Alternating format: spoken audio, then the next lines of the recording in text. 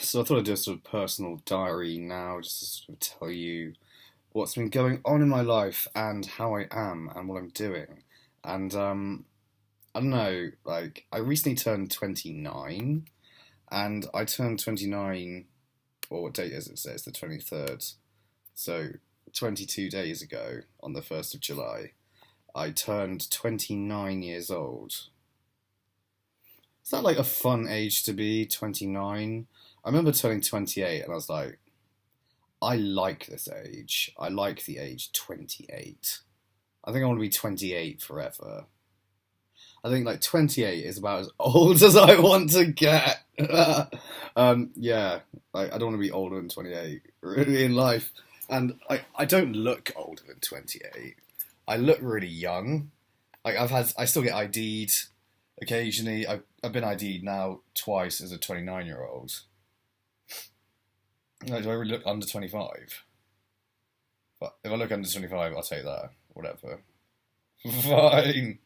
But yeah, so I'm not unhappy about like how I am. Like, do I feel old at heart?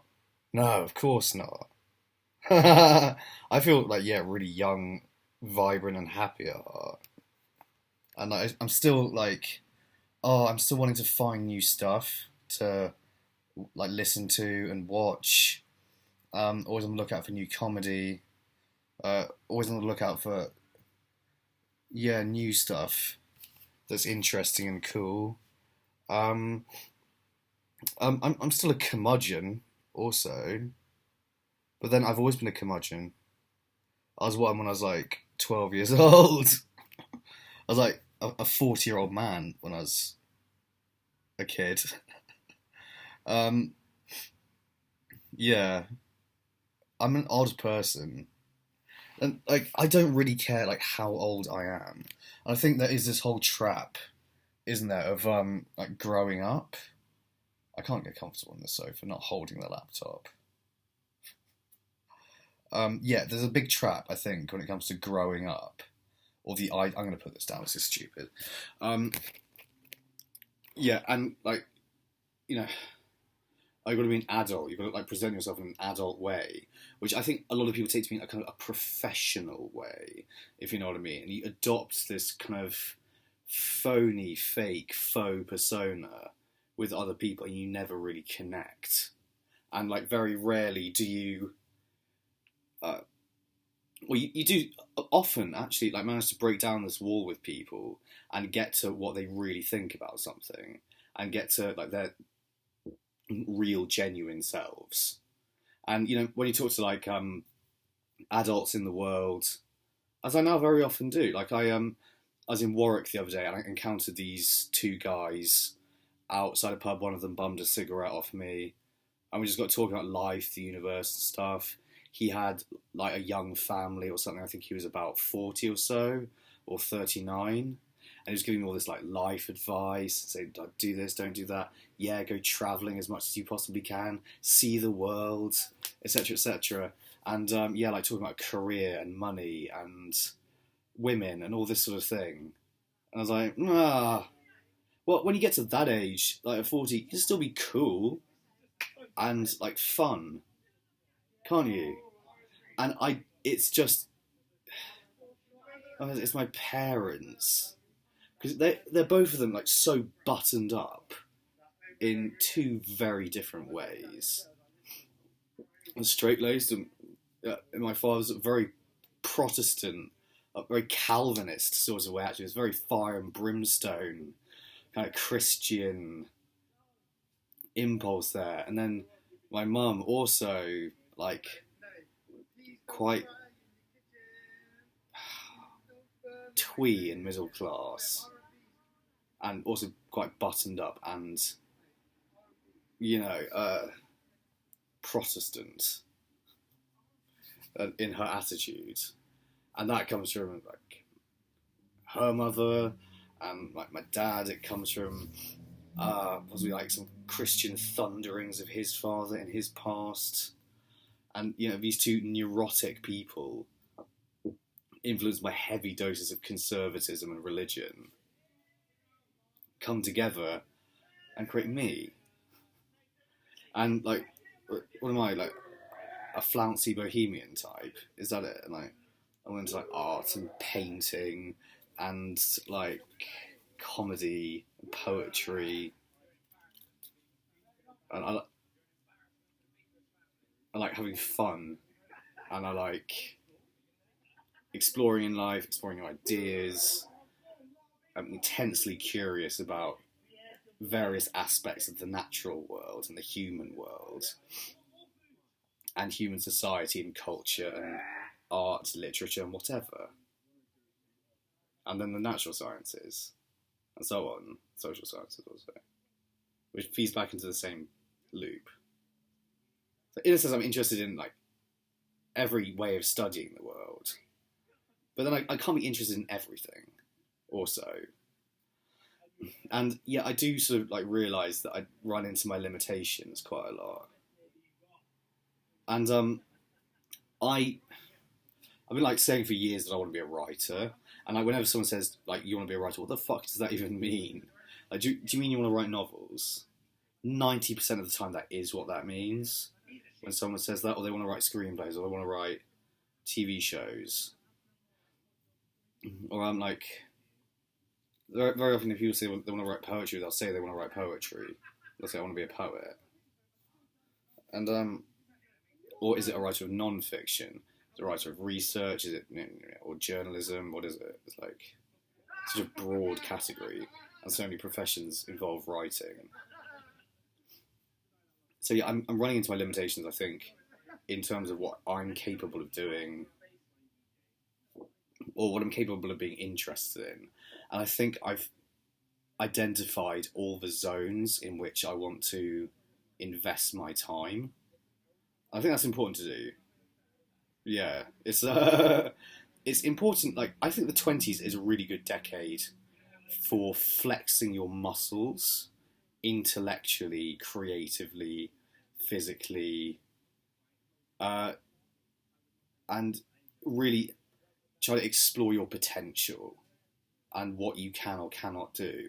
And school will give you kind of, it will outline certain areas of potential or certain like quite abstract zones of competence that you possess, mostly to do with things like reading and writing skill or mathematical ability.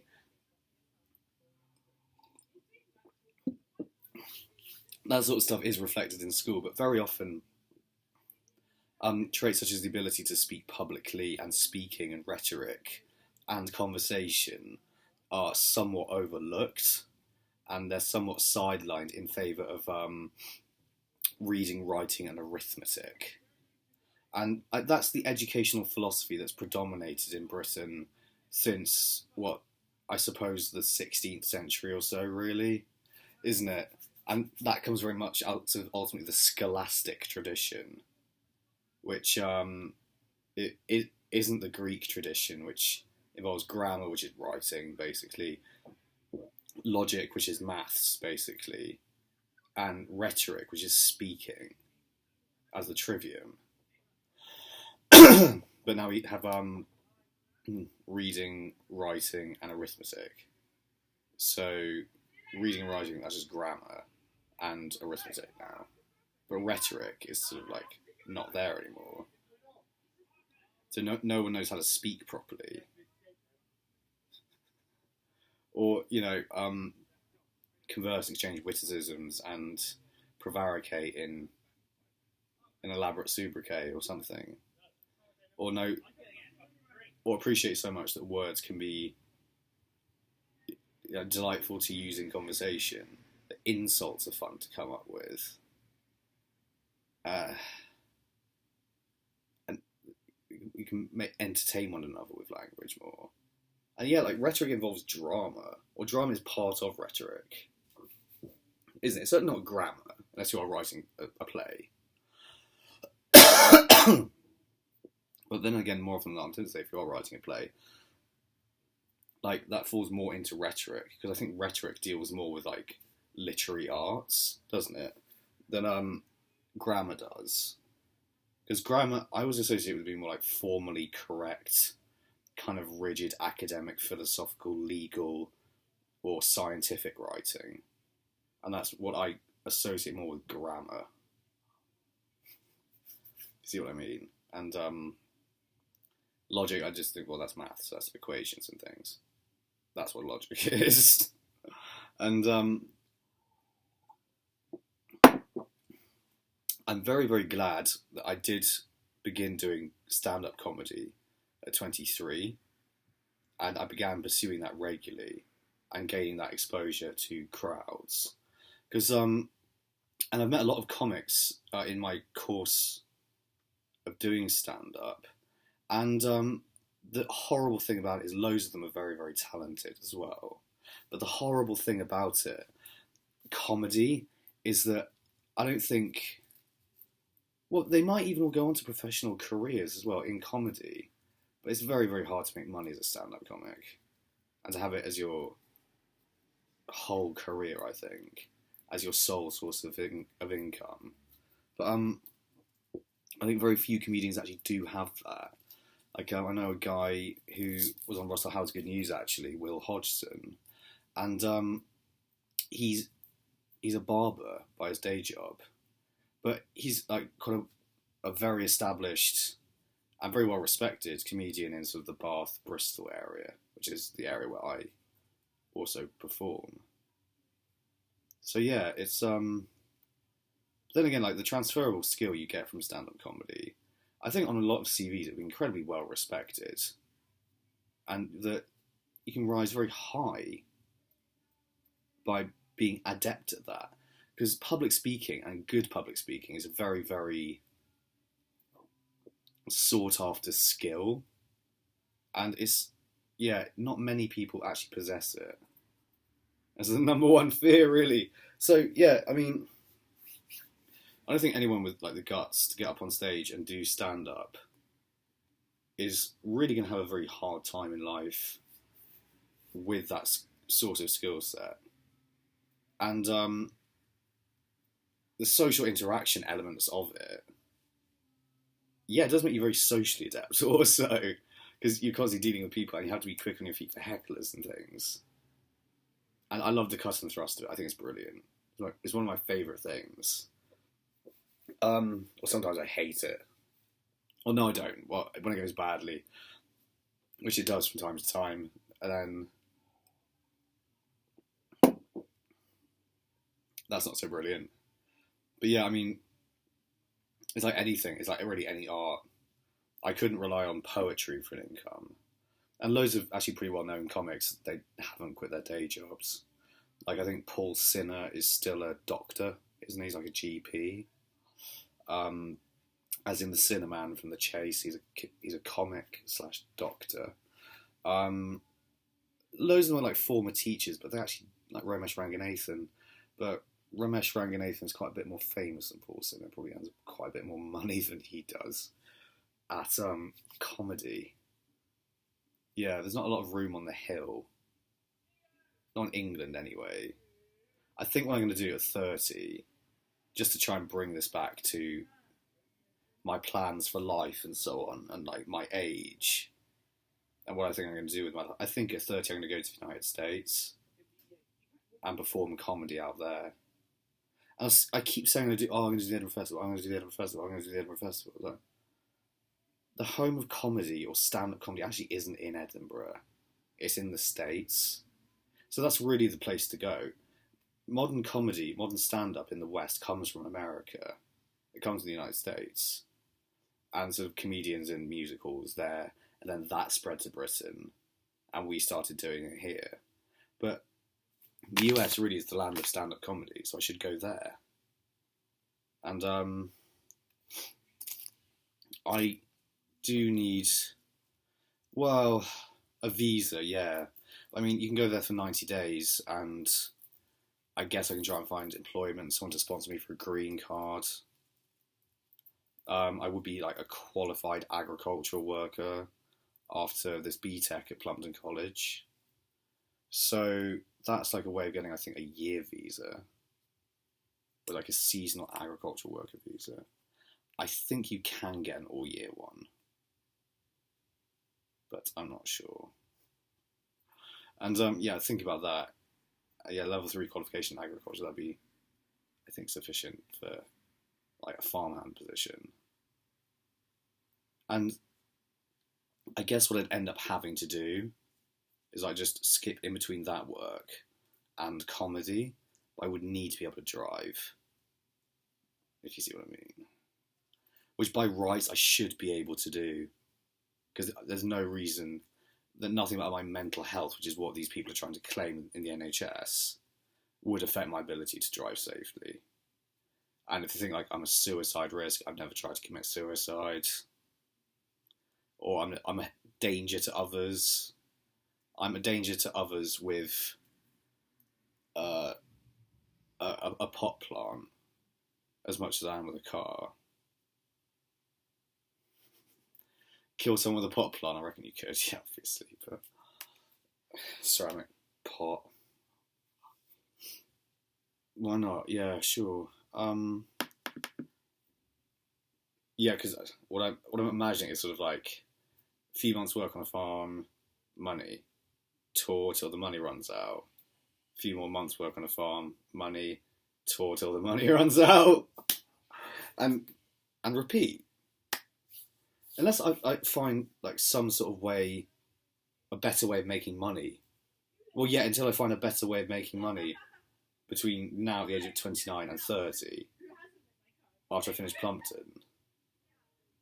So,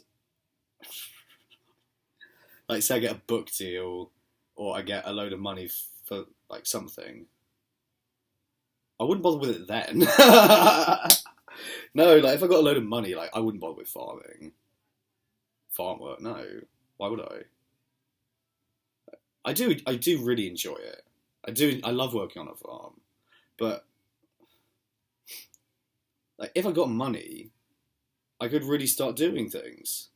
I could start doing really exciting, cool things. Start this magazine that I want to start forever, but it's going to cost me about $3,000 to get it going. I want to like put more money into my books and marketing them and trying to get them in shops. I got 3 reviews on Amazon at the moment. I need maybe a few more. You know, so some people actually bought my book. Would it not? You buy it, please.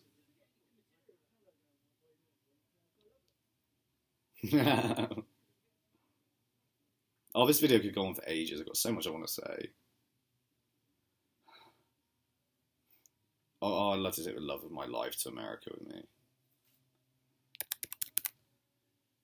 Earn up loads of money. Take her to New York and treat her like a queen. Or like the queen she is. Amanda. The gorgeous Amanda of House Fell, Carry or Stapleton. Whichever she decides upon this week, you know. I imagine her like, she's this like gorgeous like shaggy haired, blonde, short blonde, shaggy head, shaggy dog look, beanie hat, hoodies, trackies, trainers girl from Devices, urban kitty cat, and I like rural foreign boy kitty cat. So we both like cats. We like cat people, I think. She's a very cool kitty. Very slinky and nice. Cool. And I can imagine her like, you know, yeah, she's got kind of like a skatery kind of casual look about her. Sort of semi-sporty. And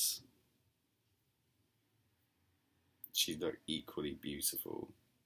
Or in a totally different way, in like black cocktail dress or something. In a suit.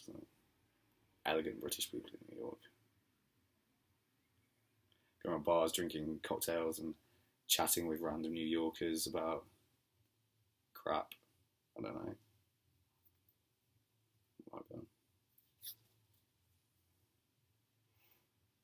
Could be a fine knife, could be a charming knife. We need to get to know her before then. It's just a nice way to introduce her. Oh, this is Amanda Stapleton, my girlfriend. Amanda House Stapleton. So yeah, I mean, as always, I spent a lot of time thinking about her. Oh, I love Amanda, and I'd love Amanda. I'd love Amanda to want to spend time with me, hang out with me. Which is what, like, I was worthy of hanging out with, which I think I am. I think that's quite Elon Musk-ish. Yeah, I think I'd be like fun to hang out with. Delightful company. And, you know, always trying to make you laugh and crack up. If you're unhappy, I'll try to cheer you up. Don't ever say anything to me or talk about any problems that you have. Of course, I'll be here to help you. It's like, you know, any friend would. I'd be delighted if you wanted to be my friend. I'd be so overjoyed. I don't know how any of this is coming across, though. If it's good or not, I don't know. I've never felt so alone at 29. I've never felt that now like I really need somebody. As, you know, not just somebody for myself. But what it is for selfish reasons. It always is. Someone who believes in what you do. And who I believe in. And someone who I think has great qualities, amazing potential, and who deserves to be sponsored and supported, you know, morally and in every other way, if you can, right? And yeah, sort of sharing one another's resources. That's so people in couples that do better. But people who aren't in couples as well. There is that. Helps. Makes life easier. Cooking for 2 people, you don't buy in food you have to then throw away because you buy in too much food. You don't have to own your own car and get insurance because you both use it and you both pay for it. You get a property together more easily. You can split the rent between 2 people, split the bills between 2 people. It makes life actually possible, really. If you are in a couple, it makes incredibly good, sound, economic sense to do it. Living on your own, like, it's a recipe for disaster. Really, it is. And I've done this many times, and it's a hard life living alone. Very hard. Living with someone else, you share the burden. And, can I live alone? Can I continue doing this, living alone? Possibly, yeah. I don't know. Should I have to? I don't think so. It doesn't need to be with Amanda, but I guess it could be with anyone. Wanting to be my girlfriend. Or roughly anyone. Anyone. It needn't be Amanda. Ideally, I'd like it to be Amanda. And, like, not all that many people are off limit or, like, not interesting to me. I don't think. And where was I going with this? I was going to say something else. Oh, I hate it when that happens.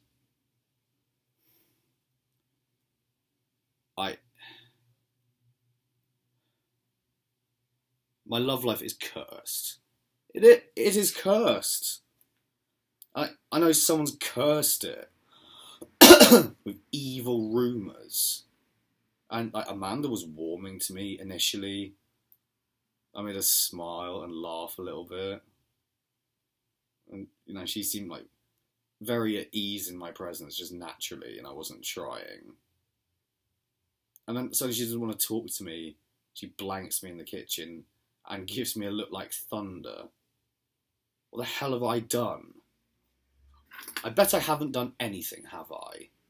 And it's just other people's bullshit. And yeah, she's impressionable. And it comes from possibly a source that she trusts, like the NHS or something. I bet you violate that shit all the fucking time. They delete their records. They snip bits of this, that, and the other in the data. Yeah, they like willfully lie in tribunals. They like twist language. They're up to all sorts of shite. It's a racket. Or a ring, more like. An extortion ring. And like, I bet more than a few people, particularly like certain like older ones I've encountered in hospitals, they're just going through there because their wives want them out of the way, or like one of them slipping something a bit silvery in his pasta, so he hands over lasting power of attorney to her, and she takes the fucking lot, the estate, the inheritance, what have you.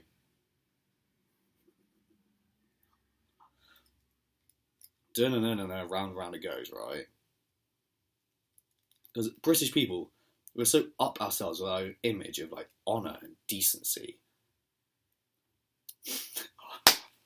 Aren't we? Like, actually, like, crime is going on all around us. This is a very crimey country. There's quite a lot of crime in Britain. It's quite a lot of crime. That's it. It's not. We're not in the Netherlands here. Like, I've got to charge the laptop, so. Like, the Netherlands is a pretty safe country. There is quite a lot of crime in Britain. It's quite criminal. Like, France is a lot safer than Britain. You walk around, like, we went to we stayed in this place called Poissy in France, in Paris, and it was like the French hood of Paris. So where all the Senegalese guys live, basically, the migrants from Senegal. And it's like the Poissy Massive or whatever it is. It's the hood. We stayed there. All around the hood in Britain is like it's just a little sketch, quite a bit sketchier, and a lot less safe feeling than Poissy or whatever it is in Paris. Like the Parisian hood is safer than the British hood. There's less crime in France. There's less crime in Spain and Portugal, I bet. I bet there's less crime in Italy. Yeah, that's the level of it. I bet there'd be less crime in fucking Italy than in Britain. Yeah, there would be. Even though the Italians have the mob famously. But like, yeah, Italy sure has got the mob. They've got the mafia in Italy. But in Britain we've got mobs from all over Europe. In London, we got from the Caribbean, got the Yardies, or whoever they are now after whatever rebrand it's been. Like the old East End mob, but those don't really exist. We have the Italian mob, I believe, in on some level. And we got the Eastern European mob and the Russian mob. We've got like a constellation of mob in London. They have that in like other cities, really, or not so much. I don't think. Like Germany's like way less crime than Britain. The Low Countries in Scandinavia, likewise, there's hardly any crime there, by comparison to Britain. We're more like a country from Eastern Europe, aren't we? Well, and then again, how much crime is there actually in Eastern Europe? Well, maybe we're more like Russia. Like, what's the most dangerous country in Europe other than Britain?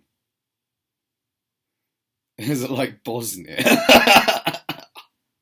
Like, Ukraine now with the war. Like, like the Baltic states, they're not that crimey, are they? Or are they?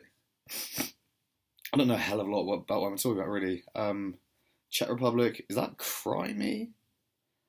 I associate Prague with like nice things, like nice beer and old buildings. Hungary, I don't know a huge amount about it. I know the communism in Hungary was okay during the USSR, apparently, or was like not too bad. Romania, I don't know what Romania is like. Bulgaria, don't know. Albania. I'm still getting into the Balkans. There's probably more crime in Britain than there is in Greece as well. I reckon. I've been to all these places. I haven't been to Portugal. I've been to Greece, Italy, Germany, Austria, Switzerland, France, Belgium, Netherlands. I've actually never been to Scandinavia. I probably won't go either. It just seems really boring to me. But I mean, I might go. I don't know. Which one would I go to? Probably Sweden. No, I've been to Finland. Yeah, I've been to Finland. I know now. Yes, I have. Yeah, I did go to Finland.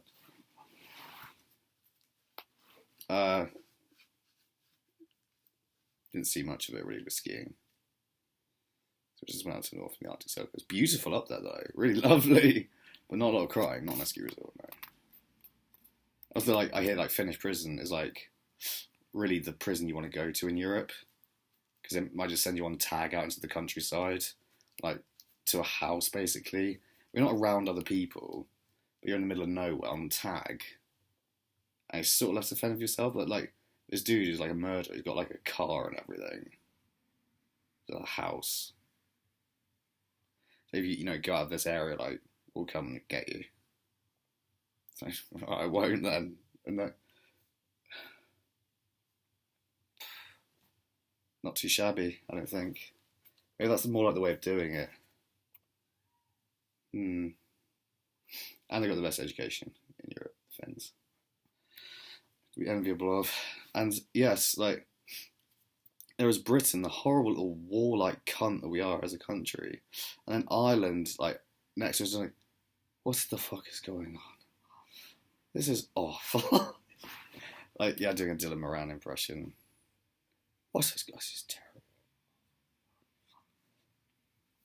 terrible. What other countries in Europe like would be more dangerous than Britain? I imagine like Belarus is worse than Britain to live in. I wouldn't want to live in Belarus under Lukashenko, but yeah, is Poland like a bit deprived and violent and crimey? I don't say it's not just like street level crime in Britain. Also, it's like the white collar crime. That's the other layer of it. And I think in Britain it's just a hell of a lot more of it, or more of it than there is in other places. Because I think like, well, I know a large part of our economy is based on like international financial services and so on, where we sort of hide large amounts of money for corporations and things, and tax money. So, like a system set up on corruption and like money laundering. We're awful. That's what I know when I look into our history. We're just awful people. Done horrible things.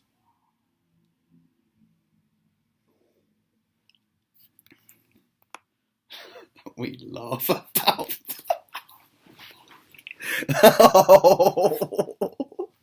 Like we're so bad. Like we're dreadful. Oh my god. No, we don't laugh about the bad things we do. No, we do take it very seriously. And I think Britain does really try to be a force in the world that improves things or tries to push things forward. I think historically we have been like that, more like. And yeah, we want to explore the rest of the globe. Yeah, we want to be able to like set up globalization and trading networks for all sorts of things, so we can get things like tea and coffee into European society. And back in the day, trade Indian hemp and opium and the rest of it. Indian hemp, i.e. cannabis. And then we fought the Germans over trademarks, morphine, heroin, and cocaine, and the drug money war. This is what my head spins with constantly. This is more just like a stream of consciousness, what I'm like. What goes on in my head. I'm back again to the drugs issue and the drug war thing, and that book I'm trying to write about all this. And then I'm back into like physics or whatever. Or thinking again more about Amanda and writing stupid, pointless, crappy poems for her or about her, which she probably doesn't appreciate and hates or something. But,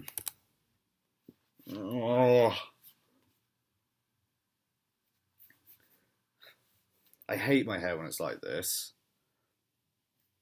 I like it either long and curly-ish, or just like really short. It's a horrible medium. I look like no one in particular.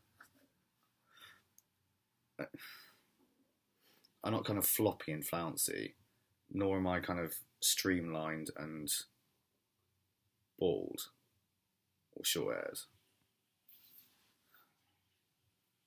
I'm neither Mr. Darcy nor Bruce Willis.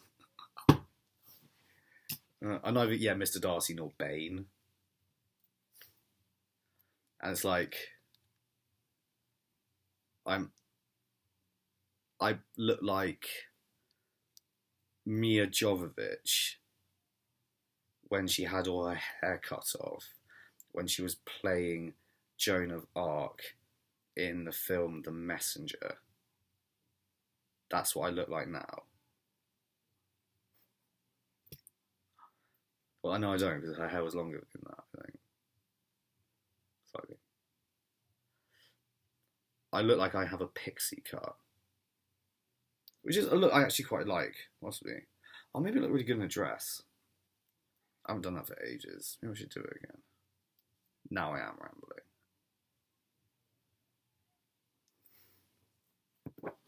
Experience of being 29. A lot accomplished, I think, in the grand scheme of things. A lot left to do. Got one book out, 3 Amazon reviews, all of which were good, 5 stars. So, happy? Not everyone does have a book out. Not everyone has 3 5-star reviews on Amazon. I feel good about that. I think poetry's given me something to explore more deeply. It's just like I never really thought I'd end up doing. I always just wanted to write prose fiction and then non-fiction and then eventually poetry. I'm very tired. That was since about 6 this morning. Actually working. I work compulsively now. That's the other thing about me and myself. Like, I work and I don't notice I'm doing it. Like it's always something for writing or stand-up or a publishing house I'm working on or a poet journal thing that I tried to start or designing a bit of a website or online writing emails and sending things off and submitting. It's a full-time job. I just realised I must be doing this at least 60 hours a week. Now. At least. The whole of last week I was sleeping for like, I was like 6 hours a day. Or 5 hours a day even. Like 2 hours in the afternoon, 3 hours at night. Asleep at 12. Wake up like 3 in the morning. Crack on with my day. Then be in bed by 12, midday. 2 hours or so. Up at 2 to carry on. And that's like more like being on dairy farming time. And get back to this in my life. Do I want to continue doing that? I do, actually. I think it'd be a really good thing for me to do from time to time for periods of, say, several weeks, or maybe up to like 6 months or so, because it would give me like a really good kind of psychological and physiological reset and get me back to that baseline if I ever drift, or integrate relief milking, say like 2 days a week into my schedule. Because it would help me get back to that baseline whereby I can get up at 4 in the morning and then start working. And yeah, the extra time getting through that is very valuable, and the experience of it is valuable also. Because if you can get yourself up at 4 and then start doing something, you tend to have more energy throughout the day. You hit a bit of a crash at midday, but that's normal. And this is actually how we're supposed to sleep and act. We didn't really start having one sleep, I recently discovered, until the 19th century, and it's something to do with electric lighting at night or whatever. I don't know. And because streets were better lit, because the second sleep used to be called the watch, which is when people would stagger sleeping so that someone could stay up and be on watch or on guard in the local area, right? Watch out for thieves and bandits and whatnot. Mostly thieves. And yeah, they would hold the watch, right? And other people would sleep. So we used to split up sleeping into 2 sleeps for that reason. But then better lit streets and policing things changed that, I think. Nearly 45 minutes. How is it everything I need to say? Yeah. I have to say. Yeah, I think I have. I actually relish growing older. I relish also being 29 now and being where I am at in life, I think. Not in terms of any kind of outward things that suggest success, but I think in terms of qualities that I've developed and my output, I'm very happy with it. I'm very happy with the life I've managed to lead up until this point. It's been very, very challenging on all sorts of levels, and horrible things have happened to me in my life. But,